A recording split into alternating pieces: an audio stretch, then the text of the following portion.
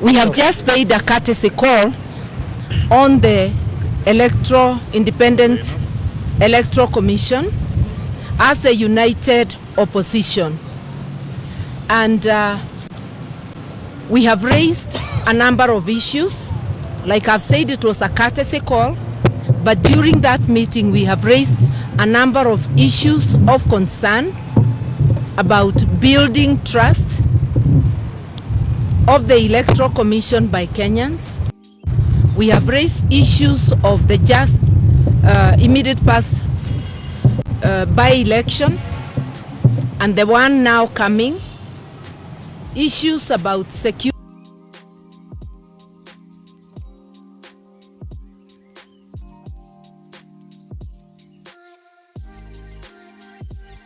Continuing with the engagement so that what we are raising can be attended. We did raise the issue that we were not happy with the process that gave birth to the commission.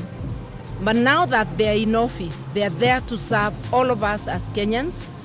We are all as Kenyans interested in the well-being of this country, and it is in that spirit we raised issues so that they can be looked into and we can end up having free and fair elections. Let me end there, and one of my colleagues can highlight the issues. Well, we were very candid. As Mother said, we were not happy with the process and the outcome. We started by telling them the perception out there is that this is a William Ruto commission, and we gave them the opportunity to prove us wrong. Not us, the whole country. So we were able to raise issues. We have said it openly, that we are very unhappy with the procurement process of the KIMS kits, the discredited Smartmatic organization, discredited worldwide. As you all know by now, the Carmagos and others, and what has happened in Venezuela recently. So they have to give us demonstrable outcomes. So we've agreed we are going to work together and have some technical teams working together in a very transparent, open manner. We reminded them, some of us are seasoned, will come out again here on behalf of the country and Kenyans if they do not deliver on what we have agreed. But we have decided to give them a chance, an opportunity. We clearly are very unhappy with the CEO. We made it clear to them. Let us see what they are going to do.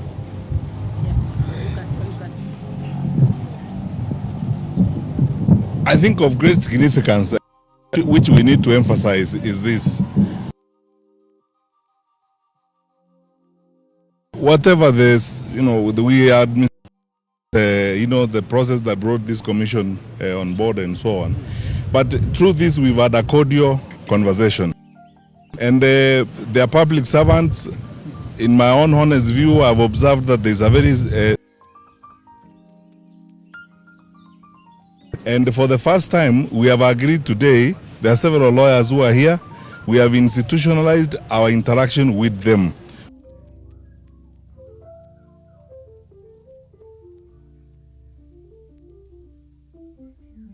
That they can go through all those issues that we raised, blow by blow, and we will have another meeting to go through these issues. As long as a public and constitutional institution like this one is ready, willing, and available to engage, and as Kenyan leaders, because we are interested in the stability of the country, we are interested in the future of the country, and they are willing to engage us as we go forward. One of us said something very critical, which I need to emphasize here, that as long as they demonstrate and continue to show good faith as we move forward, we will continue to work with them, because this is important for us, important for the country, ultimately important for the stability. There isn't an issue we did not raise.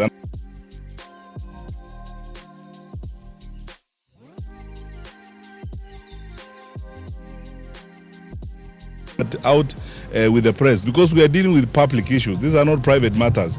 That document will be available and will avail it to the public of all the issues that we raised: procurement, security, management of the by-elections, the ecosystem within which we are now preparing for elections. And they have promised us also that they are preparing a national conference on elections 2027.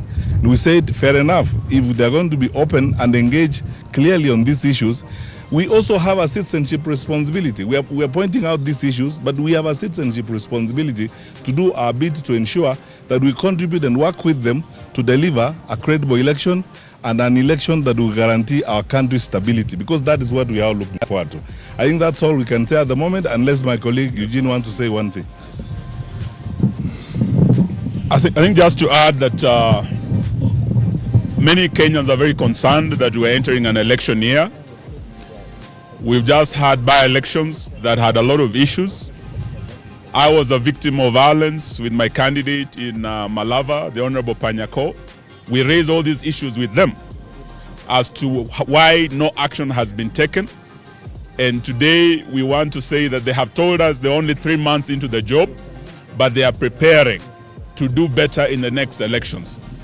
We have demanded that we must have a roadmap, an election timetable that will be open and transparent, and that will be able to engage the opposition quarterly to address the issues. And as we say this, we are also, as the Honorable Kalonzo said, concerned about the technology, particularly the Venezuelan technology that is discredited through a whistleblower who raised the issues in America. This same technology was used recently in Uganda. The Kim's kit failed in Uganda. We do not want to see a similar election in Kenya. So there are serious issues of concern we have raised, and we believe they will address. All we are waiting for is goodwill and confidence building through a roadmap that we will be engaging quarterly with them. Thank you very much.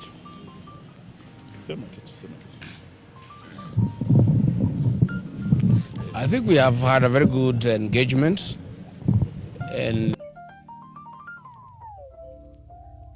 very solid promise that they'll engage with us and they'll look at the issues, and we have told them we'll continue engaging as long as there's good faith. And we have asked them in the coming by-elections to address the issues of goonism and insecurity that was witnessed in the last by-elections. This will enable us to confirm that they have good faith. They have agreed that there were issues where goons took over polling stations, where cabinet secretaries took over polling stations and altered results. We have raised all those issues. But we'll see with the coming by-elections, we'll be able to see whether there is demonstrable good faith. And if that happens, then we'll continue engaging.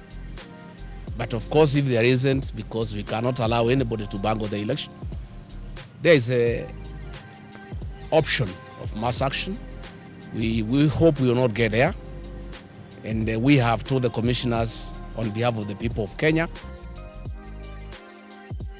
it's very emotive, and they need to prepare adequately, and they need to gain the confidence of the people of Kenya that they will deliver a credible election.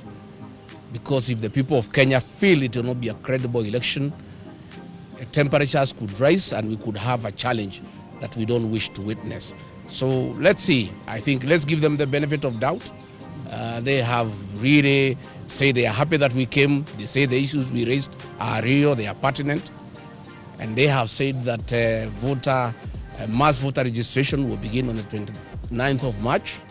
We have told them we don't think that is enough time. They need to do it for 2 months or 3. They have said they will start with 1 month, which is good. And we take this opportunity to ask the Gen Zs, because the registration has been going on at the constituency headquarters, and most of our young people have financial challenges. Once we have the mass voter registration that will be devolved to the polling stations, we want to ask our young people, the Gen Zs, and the professionals who are not registered before, to go and register and acquire the tool to bring the change that they desire. We want to remind our young people, they have done a lot on the smartphone to tell the people of Kenya we need change. But the real change cannot be achieved in the smartphone. The real liberation of this republic will be achieved on the ballot box. And the tool of that change is the ID and the ballot. So we want to ask our young people, once the mass voter registration is rolled out on the 29th of March, let them come out and register as voters so that they can participate in the next general election and be participants in deciding how they want their country to be governed. Thank you. Thank you very much. We ask you to allow us not to take any questions because of time. We will be with you. There are many other events we are going to talk to you. Thank you.